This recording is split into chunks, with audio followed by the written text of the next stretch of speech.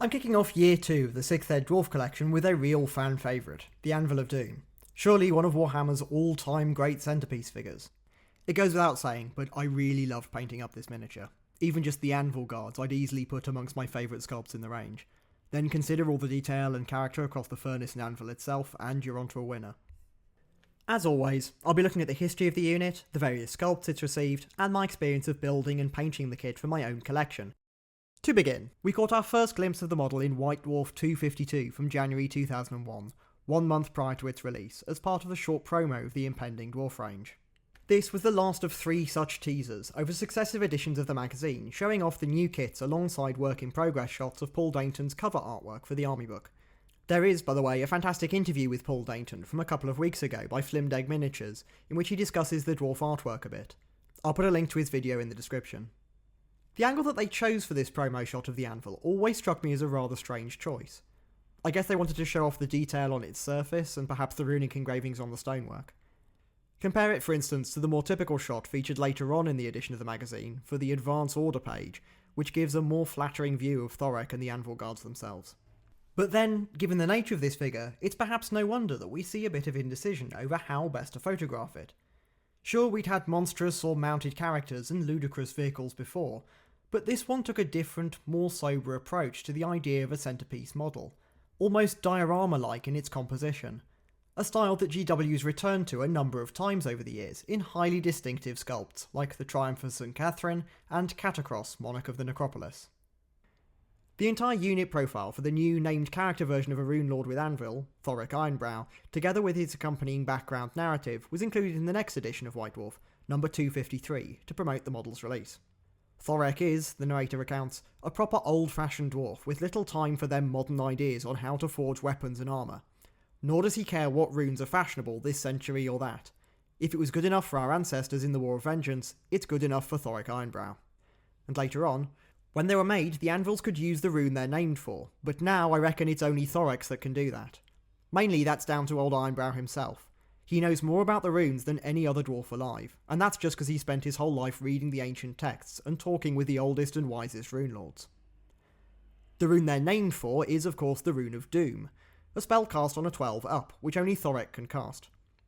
When Kurgaz forged the Anvils of Doom many centuries ago, according to the fluff text in Thorek's rules profile, the most potent rune they'd beaten onto them was the Rune of Doom, after which they were named. However, this rune is so difficult and dangerous to use that its secret has almost been lost.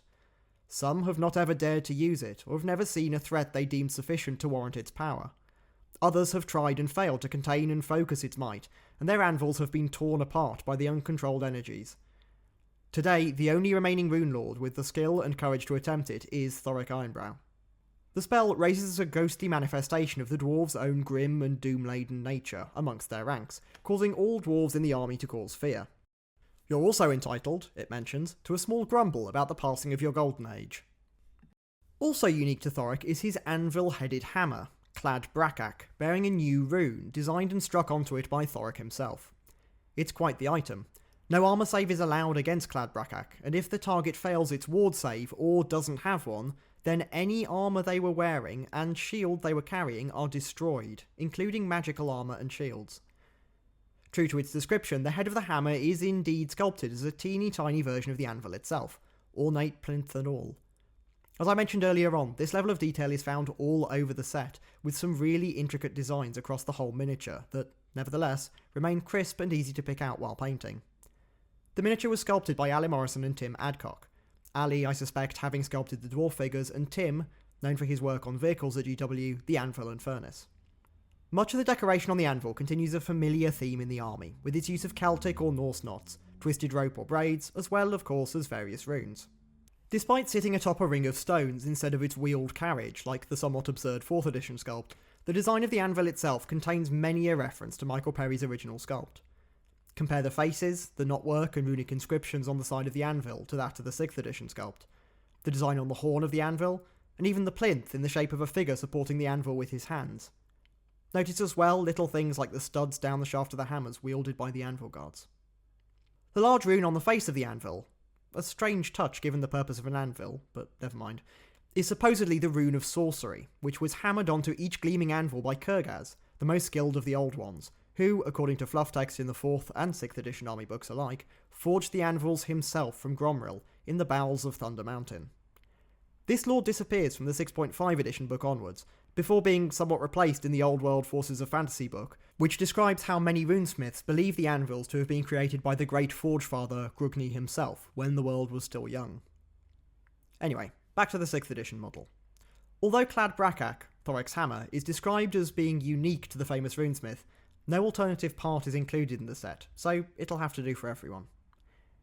Instead, the distinguishing feature between named and unnamed versions of the unit is the presence of Craggy, the best of Thorek's assistants, who grants 1 extra die per turn for casting rolls, and fights with his forge tongs. Although the exact mechanic by which Craggy assists Thorek changes in later editions, he remains unique to the named character version of the Anvil.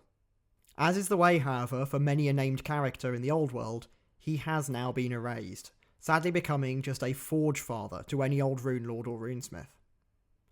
The model is today one of very few sets from the original 6th edition range still to be available through GW, not even via made to order I might add, having been re-released in its unaltered form as the original metal kit with the launch of the Old World Dwarf range. A welcome relief to many a dwarf collector I suspect, given the steep prices the set used to command on eBay, even by the standards of other 6th edition dwarf figures.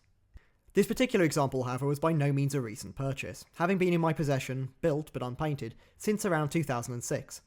A birthday gift, if I remember correctly, from my uncle, shortly before the release of the 6.5 dwarf range, whereupon I stopped collecting them for a good number of years.